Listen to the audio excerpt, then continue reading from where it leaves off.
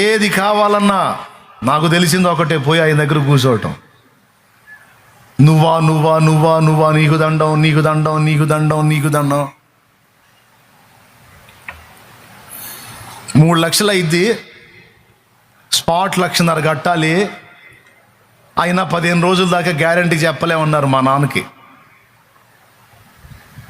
నాన్నకి. పైసలు లేవు, ఉన్నాయి కాసిన కూసిన ఎవరైనా ఉన్నాయంటే దేవుని మందిర స్థలం కోసం ఇచ్చినవి నా చేతుల్లో ఉన్నాయి. నేనేం చేయాలి? నాకు ఫోన్ చేశారు పరిచారకులు తమ్ముళ్ళు, ఆసుపత్రికి ఆయన తీసుకెళ్ళి ఇట్లా ఉంది, సీరియస్ కండిషన్ అంటున్నారు, ఇది పరిస్థితి.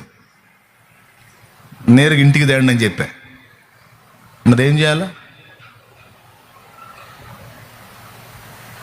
పైసలు లేవు, ఉన్న డబ్బులేమో స్థలం కోసం ప్రజలు ఇచ్చినాయి. అవి నా సొంతానికి వాడటం నాకు మనసు లేదు. కాబట్టి ఈ మాట దేవుని ముందు పెట్టా. ఆయన ఇంటికి తెప్పించా. ఇంటికి వచ్చాడు. ఏకాంత ప్రార్థనకి వెళ్ళి ప్రార్థన చేశా, ఆయన సంగతి చూడని. ఆయన ఇంటికి తెచ్చారు, నేను ఇంటికి వచ్చాను. ప్రార్థనకి వెళ్ళి వచ్చి మా నాన్న దగ్గరికి నిలబడి ఒక మాట అడిగాను. నాన్న, నేను ప్రార్థన చేస్తా, ప్రభు నిన్ను స్వస్థపరుస్తాడనే విశ్వాసం నీకుందా అని అడిగా. ఆయన నన్ను రెండో మాట అనకుండా, చెయ్యయ్యా, నాకు నమ్మకం ఉంది, ఆయన బాగు చేస్తాడు అన్నాడు.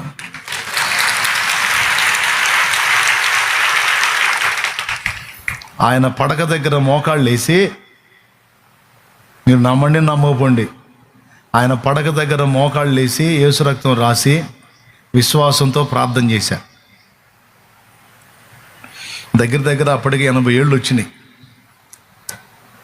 దీర్ఘకాలం బతికినట్టే. నరుని ఆయుష్కాలం 70, అధిక బలం ఉంటే 80.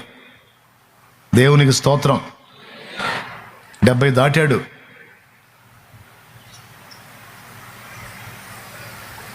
కానీ మరి తండ్రిగా అందులో నాకు మంచి సెంటిమెంట్, ఆయన మంచి ఫ్రెండ్, తండ్రి మరియు స్నేహితుడు కూడా.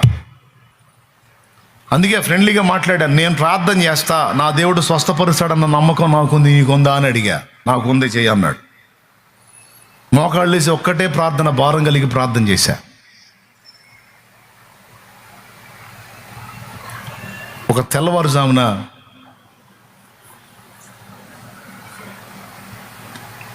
ఆయన దర్శించాడు ప్రభు.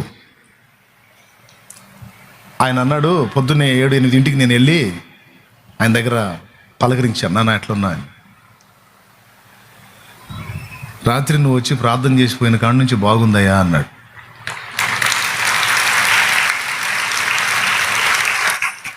రాత్రి నేను ఎప్పుడు వచ్చాను, నేను రాలేదన్నాను. తెల్లవారుజామున 3 వచ్చి చేసావు అయ్యా అన్నాడు. నేను రాలేదు నాన్న, నేను నిద్రపోతున్నాను.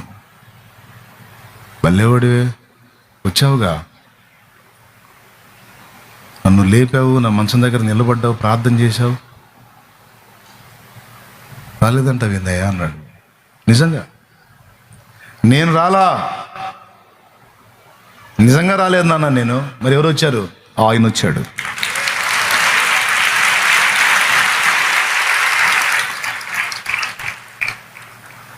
ఆ దెబ్బతో బాగుపడి లేచి 8 సంవత్సరాలు ఇక మళ్ళీ సైకిల్ దొక్కుతా తిరిగాడు. కదలకుండా పడిపోయినాడు, మళ్ళీ సైకిల్ దొక్కటం మొదలు పెట్టాడండి. 3 లక్షల డబ్బులు ఎటుపోయినాయి, 1.5 లక్షల స్పాట్ కట్టడం ఎటుపోయింది, 15 రోజుల తర్వాత కానీ చెప్పలేమన్న మాట ఎటుపోయింది. పాపం డాక్టర్ తప్పు లేదు, వాళ్ళ వైద్య శాస్త్రం ప్రకారం వాళ్ళు చెబుతారు. మరి మన దగ్గర ఉండాలిగా సౌండ్. మరి ఏం చేయాలా? వింటున్నావా? వింటున్నావా? నువ్వే విను. టోపీ స్తోత్రం చెప్పు. ఒక్క రాత్రి తెల్లవారుజామున ఆయన్ని దేవుడు స్పర్శించాడు. తర్వాత కొన్ని సంవత్సరాలు ఆయన తిరుగు లేకుండా జీవించాడు. 2 ప్రార్థనలు. ఒకటి, ఇంకా కొంతకాలం ఆయన జీవించాలని నేను కోరుకుంటున్నాను. ఇన్ని సంవత్సరాలు కష్టపడి మమ్మల్ని పోషించాడు ఆయన. కొన్ని సంవత్సరాలైనా నేను ఆయనకు సేవ చేయనట్లు ఆయన బతకని అని అడిగా.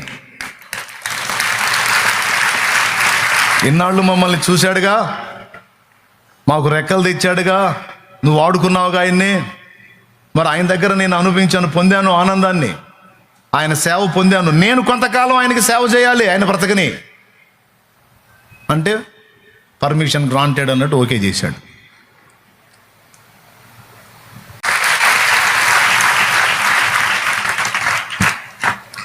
ఇప్పుడు ఎక్కడి నుంచి సాయం దొరికిద్ది? ఎవరు దయ చూపుతారు? ఎవరి దగ్గరికి వెళ్ళి కాళ్ళు పట్టుకుందాం? ఎవరి కనికరం కోసం వేడుకుందాం? నాకు తెలిసింది ఒక్కటే, ఆయన కాళ్ళు పట్టుకోవటం, ఆయన పాదాలను ఆశ్రయించటం.